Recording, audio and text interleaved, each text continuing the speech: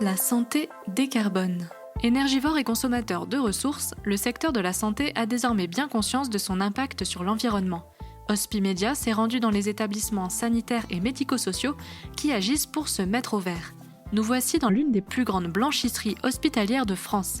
Située à Toulouse, c'est la première à avoir réalisé son bilan carbone pour identifier des leviers d'action. Une démarche qui englobe aussi bien la réduction de la consommation d'eau que la réflexion sur les textiles jetables ou réutilisables.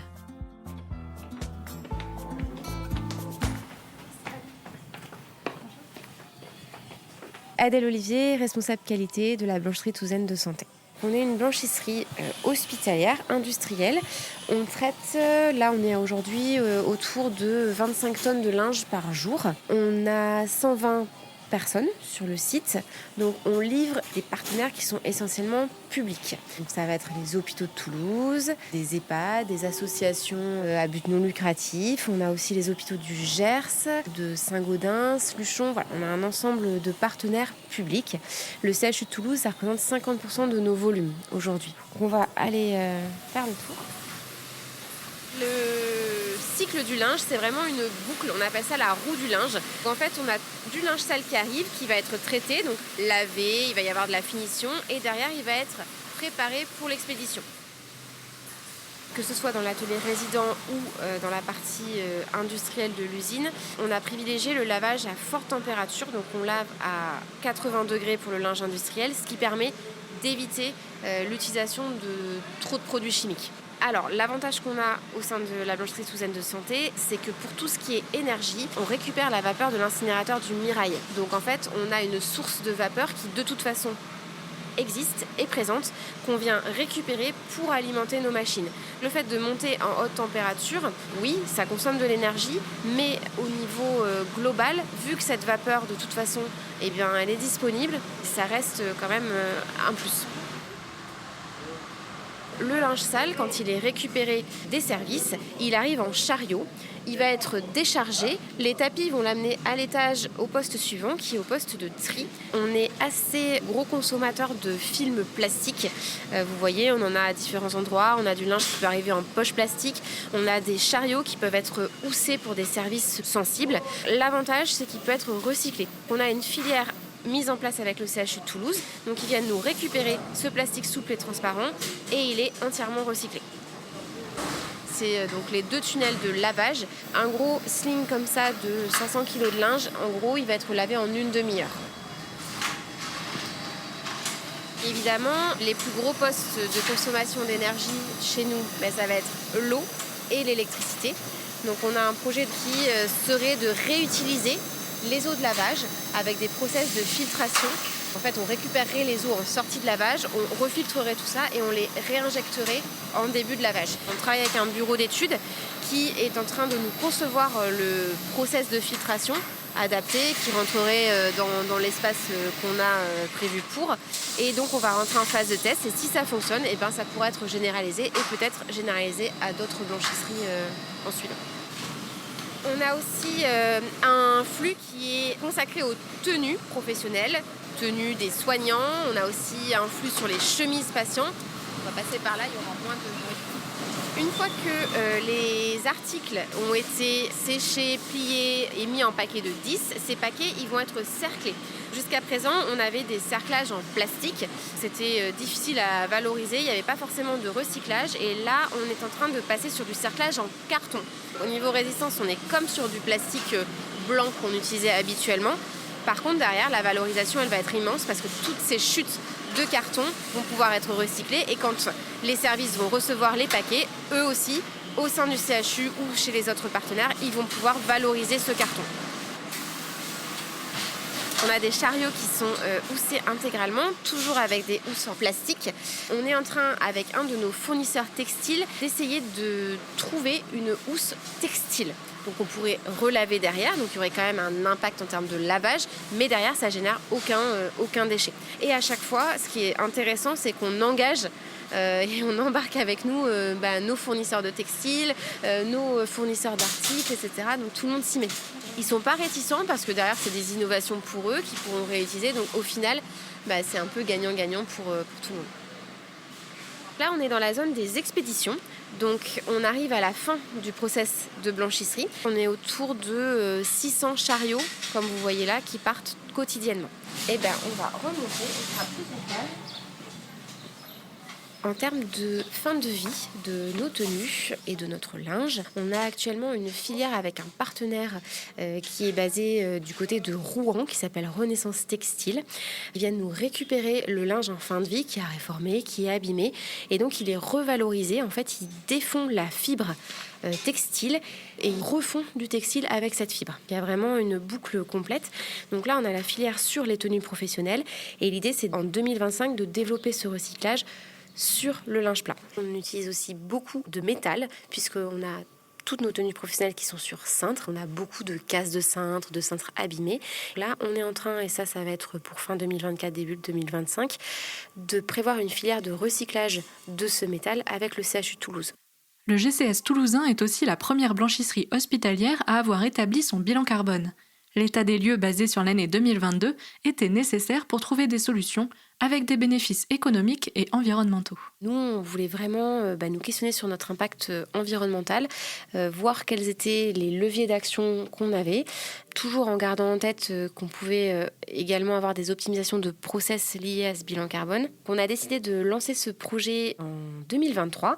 Donc on a travaillé avec un bureau d'études qui s'appelle Monde Nouveau. On en a eu pour 6 mois. On a d'abord cadré l'étude. On a toute une phase de collecte de données. Ça a été la phase la plus compliquée parce qu'il a fallu qu'on aille récupérer des données auprès de nos fournisseurs, auprès de nos prestataires, auprès de nos partenaires. Voilà, on est vraiment allé très loin dans la phase de collecte de données. Elle a duré à peu près 3 mois. Au niveau du bilan carbone, on a ciblé notre blanchisserie, mais également l'impact de nos sites qui sont déportés sur le CHU de Toulouse. Donc pour être vraiment complet, la finalité de ce bilan carbone a montré qu'au niveau de la blanchisserie, on émettait 5700 tonnes d'équivalent CO2 par an. Ça correspond à l'émission annuelle de 575 Français, donc c'est quand même conséquent. Ça équivaut à 1 tonne de CO2 par tonne de linge prise en charge par la blanchisserie. Et on est à 680 tonnes par million d'euros de chiffre d'affaires. Quand on regarde un peu dans le détail la répartition des émissions, on se rend compte que c'est la partie achat qui représente la majorité des gaz à effet de serre, donc avec tout l'impact textile. Comme je vous disais, on a une chance, c'est que on a notre vapeur qui est fournie par l'incinérateur du Mirail. Pour d'autres collègues, ça pourrait être le poste énergie qui serait bien plus important. On se rend compte qu'il y a des postes auxquels on ne pense pas forcément, mais qui sont importants. Par exemple, les déplacements domicile-travail, ça représente quand même 3,5% de nos émissions. Tout ce qui va être amortissement, donc les bâtiments, le véhicule, on est à presque 2%. C'est plein de petits postes sur lesquels on a des actions qui peuvent être plus faciles à mettre en place et qui, au global, peuvent avoir quand même un impact. Bien sûr, les achats et services, c'est ce qu'on disait, ça représente 86% de nos émissions. Donc il y a un véritable travail à faire sur les matières premières, les sources d'approvisionnement textile, les consommables, le transport de marchandises, donc tout ce qui est activité logistique, c'est également un poste important puisqu'il représente 5,3% de nos émissions de gaz à effet de serre. Alors que les achats pèsent lourd sur son bilan carbone, la blanchisserie a poussé plus loin une réflexion née pendant la crise sanitaire en comparant le cycle de vie de 3 surblouses différentes. Ces 3 types sont utilisés au CHU de Toulouse. Donc on a des surblouses qui sont jetables, qui sont en polypropylène, donc c'est des dérivés du pétrole. On a des surblouses textiles qui sont composées à 65% de coton et à 35% de polyester. Et on a des surblouses textiles qui sont 100% en polyester recyclé. À la différence du bilan carbone, l'analyse de cycle de vie, elle évalue les impacts environnementaux sur différents points et pas uniquement sur les gaz à effet de serre. Ça, c'est très intéressant. On va avoir des critères d'impact, par exemple, sur l'eau, l'occupation du sol. C'est beaucoup plus large qu'un simple bilan carbone. Un point important dans l'analyse de cycle de vie, c'est qu'il faut pouvoir comparer ce qui est comparable. On a dû définir une échelle. On est parti du principe qu'une surblouse 100% polyester recyclé qui avait une durée de vie de 252 lavages correspondait à 3 surblouses 65-35 et à 252 surblouses jetables. Aujourd'hui, les surblouses jetables, elles ne sont pas valorisées. Elles sont incinérées. Les surblouses textiles, elles peuvent être recyclées. Donc cette étape-là a été prise en compte dans l'analyse de cycle de vie. Ce qu'on remarque quand on voit les graphiques de résultats, c'est que les surblouses jetables, globalement, elles sont plus impactantes sur tous les critères environnementaux. Les seules exceptions qu'on a, ce sont des exceptions concernant ce qu'on appelle les radiations ionisantes. C'est tout ce qui concerne la radioactivité, où en fait les tenues textiles vont avoir un impact plus important que le jetable. C'est dû au fait qu'il y a des cycles de lavage.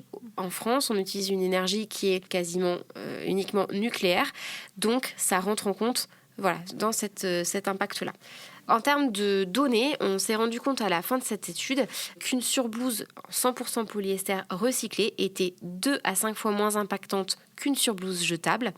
Qu'une surblouse 65-35 classique, elle va être 2 fois moins impactante que le jetable, sauf sur le critère de l'eau, où elle va être 7 fois plus impactante que le jetable, puisque c'est la culture du coton qui est très gourmande en eau. Donc si on s'affranchit de finalement cette composition en coton et qu'on trouve des tenues dans d'autres fibres textiles, et bien derrière on est sûr qu'elles vont être beaucoup plus vertueuses que des surblouses jetables. On s'est rendu compte du fait que si on passe d'une surblouse jetable à une surblouse la plus vertueuse, donc en 100% polyester recyclable, ça correspond à 105 litres d'eau économisée, donc à peu près 10 chasses d'eau. Ça correspond à presque 800 km en voiture économisée. Donc voilà, la préconisation principale, c'est que il faut abandonner les surblouses jetables, qu'il faut toujours préférer aux jetables des surblouses textiles. C'est un premier pas et que si on veut être encore plus vertueux, eh bien, il faudrait favoriser des surblouses qui sont en 100% polyester recyclé.